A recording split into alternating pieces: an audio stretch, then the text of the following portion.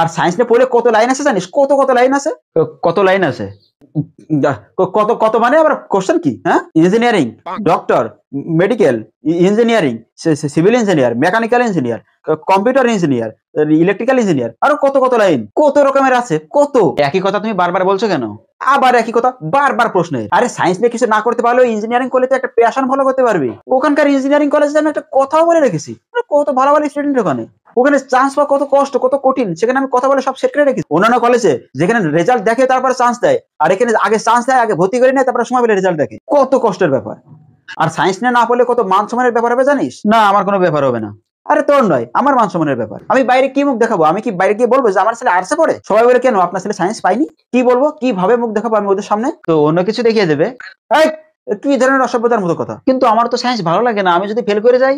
সে পরের ব্যাপার, সে পরে দেখা যাবে। তার আগে আমি 2 বছর বলতে চাই যে আমার ছেলে সায়েন্সে পড়ে।